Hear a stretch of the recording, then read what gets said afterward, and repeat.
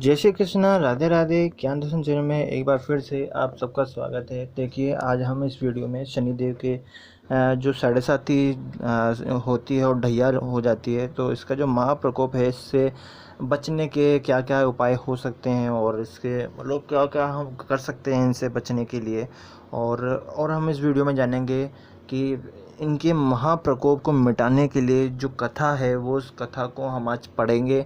आप लोग सुनिए और इससे शनिदेव के साढ़े साती और ढैया का महाप्रकोप इससे मिट जाता है। और साथ ही हम जानेंगे कि इससे बचने के हम क्या क्या उपाय कर सकते हैं, क्या क्या हम कर सकते हैं। तो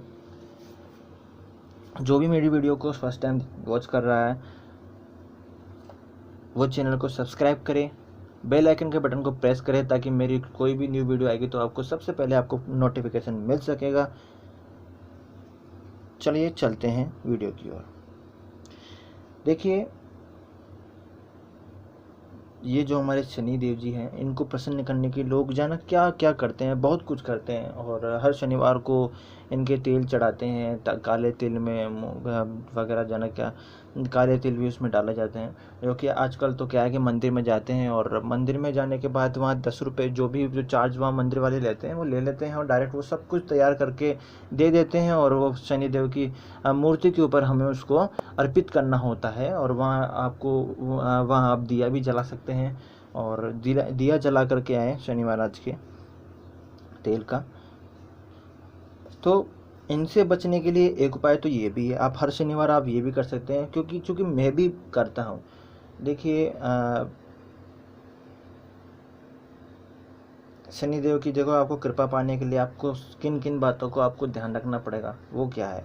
जब व्यक्ति सत्य बोलता है, अनुशासित रहता है, और जब व्यक्ति कमजोर और निर्बल लोगों की खूब सेवा करता है, और जब व्यक्ति अपने बुजुर्गों की सेवा करता है, और व्यक्ति फलदार लंबी अवधि तक रहने वाले पेड़ को लगाता है, जब व्यक्ति भगवान शिव की या कृष्ण की नियम पूर्वक उपासना करता है। देखिए, मेरा जो चैनल है वो कृष्ण पूजा से ही रिलेटेड है। देखिए, अगर आप भगवान शिव की या कृष्ण जी की नियम पूर्वक आप उपासना करते हैं और हनुमान जी की उपासना करते हैं, तो आप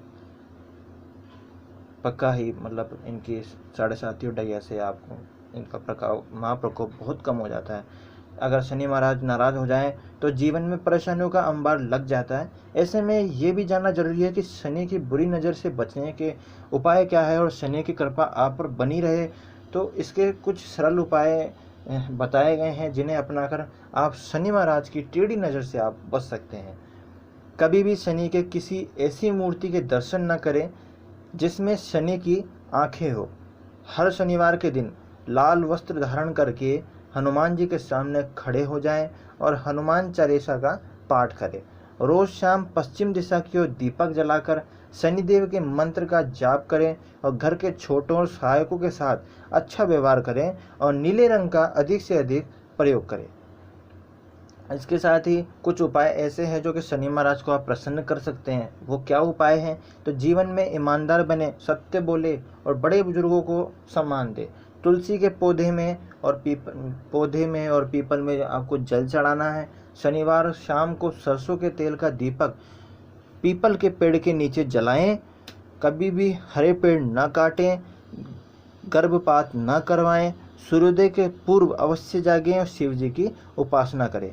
और शनिदेव के मूल मंत्र ओम शम शनिश्वराय नमः का जाप करें। देखिए, अब शनि महाराज की साढ़े साती और ढैया के महाप्रकोप को मिटाने के लिए एक कथा है, जो कि महाफलदायी कथा है। अगर आप इसे करते हैं, सुनते हैं, तो अवश्य ही आप शनि की साढ़े साती ढैया से मुक्त हो जाएंगे। देखिए, स्टार्ट करते हैं। पूर्व समय में एक बार नारद जी को अभिमान हो गया कि मैंने कामदेव को वश में कर लिया है और ये विष्णु लोक में जाकर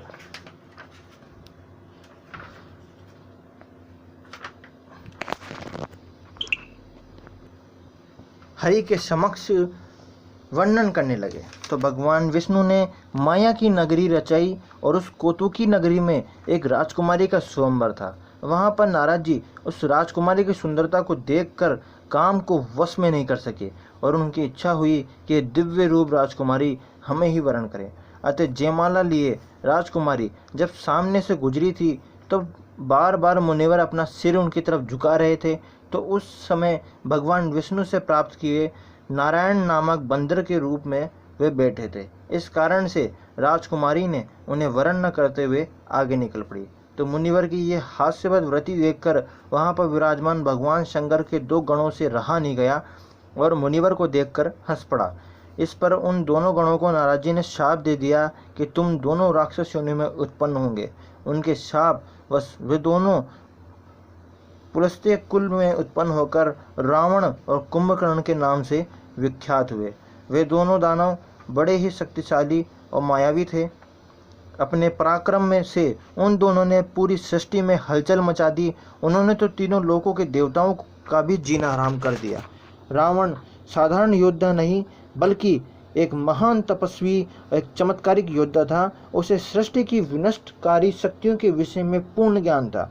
अतः उसने शनि और महाकाल का भी बंदी बनाने की इच्छा प्रकट कर इसे शनि लोक पर उसने चढ़ाई कर दी। तो रावण ने ब्रह्मा जी से यह वर प्राप्त किया कि वह मनुष्य और बंदरों को छोड़कर किसी से पराजित न हो, और मनुष्य तथा बंदर को तो वह अपना भोजन ही समझते थे।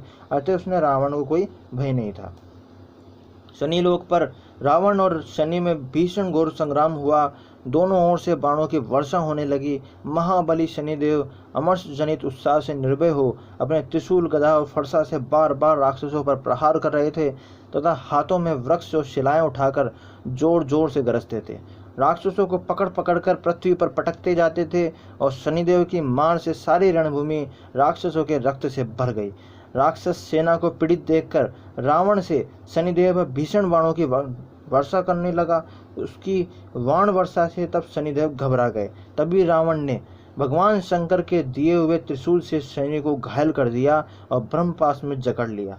उन्हें घसीटते हुए लंका ले गया और वहां ले जाकर राजमहल से बाहर उल्टा लटका दिया। शनिदेव वहां बिल्कुल विवश थे क्योंकि ब्रह्मपाश का अनादर नहीं कर सकते थे। अतः धर्म और मर्यादा में बंधे कष्ट झेलते रहे और मुक्त होने हेतु बार बार अपने इष्ट देव की आराधना करते रहे। उनकी आंखों से आंसू की धारा बह निकली, किंतु उन्हें मुक्त करने रावण के सामने कोई नहीं आ सकता था।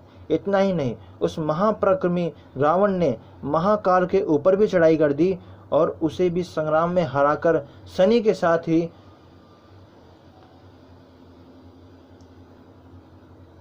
उल्टा लटका दिया। दोनों वहां लटके हुए भगवान शंकर को याद करने लगे। एक दिन उन दोनों के करुण रुदन पर भगवान शंकर स्वयं प्रकट हो गए और उन दोनों को सांत्वना दिए कि धैर्य रखें, आपके दुखों का अब अंत होने वाला है और रावण का पाप अति से भी ऊपर हो चुका है। अतः शीघ्र ही श्री हनुमान के रूप में आकर आप दोनों को बंधन मुक्त करेंगे।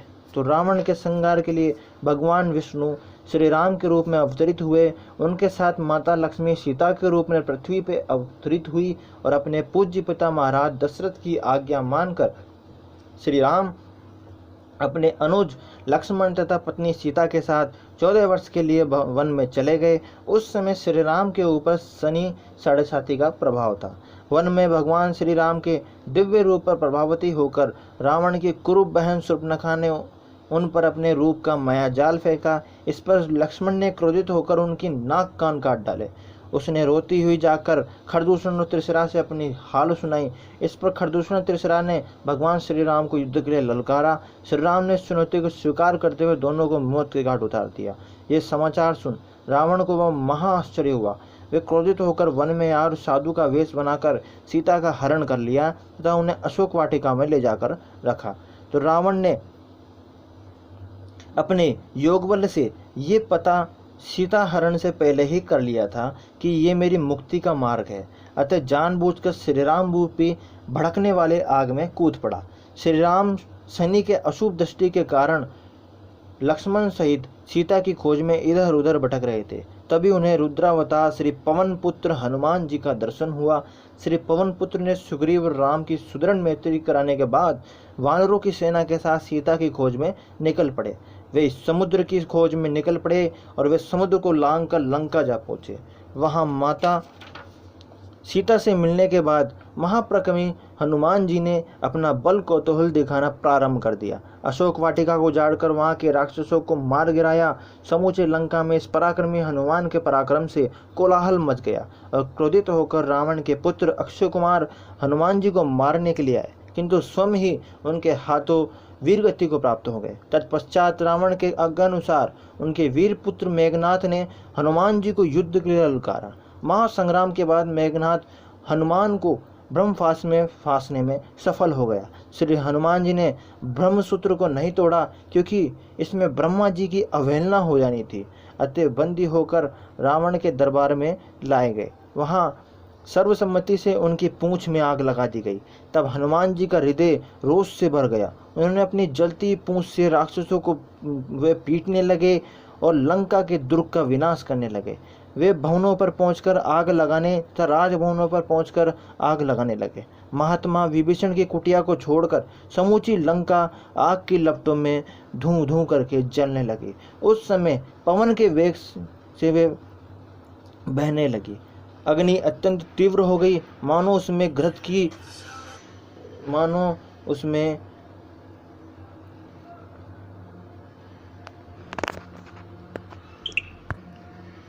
आहुति दे दी गई हो। अग्नि के प्रभाव से ऊंचे हो और सुंदर प्रसाद नष्ट होकर पृथ्वी पर गिरने लगे। जिसे पुण्य का क्षय होने पर स्वर्ग से प्राणी पृथ्वी पर गिर पड़ते हैं, वैसी ही दशा इन भवनों की भी थी।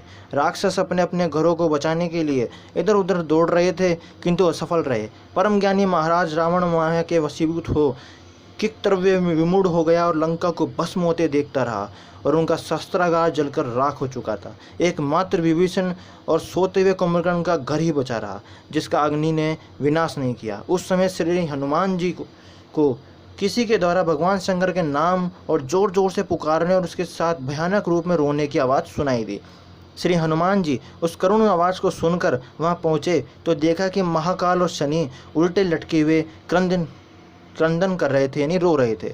मुक्त होने हेतु भगवान शंकर को पुकार रहे हैं। शनिदेव महाकाल को जैसे ही महावीर जी के दर्शन हुए, वैसे ही दोनों बंधन से मुक्त होने हेतु उन्हें रो रो कर वंदना करने लगे। तब भगवान हनुमान जी को दोनों के ऊपर दया आ गई और बंधन तोड़ दिए। इस पर शनि ने कहा, हे महावीर पवन पुत्र हनुमान, मैं आपका इस कार्य के लिए सदैव ऋणी रहूंगा। और दोनों पैमाश्रु गिराने लगे। शनि ने कहा, हे नाथ, मैं आपके सम्मान में ये वचन देता हूँ कि आपके भक्तों पर मेरा प्रकोप भूल से भी नहीं होगा, और जो मानो मेरी इस कथा को पढ़ेगा या श्रवण करेगा, उस पर हमारी अशुभ दृष्टि कभी नहीं पड़ेगी। और उस वक्त पवन पुत्र के एक ही इशारे पर शनिदेव ने उस जलती हुई सोने की लंका को अशुभ दृष्टि डालकर कोयले के समान काला कर दिया, जिससे समूची लंका की सुंदरता ही नष्ट हो गई। जो नर नारी भगवान श्री हनुमान जी और शनिदेव की इस महिमा का पाठ करेगा, उन्हें शनि के 7.5 और ढैया ने कोई भी नुकसान नहीं पहुंचाई। ये थी महाफलदायी कथा, जिनसे आप शनि के 7.5 और ढैया से आप बच सकते हैं। तो आप इसे सुने और अवश्य ही आप इससे निजात पाएंगे। फिर से मिलेंगे एक नए से प्यारे से टॉपिक के साथ। तब तक के लिए जय श्री कृष्णा, राधे राधे।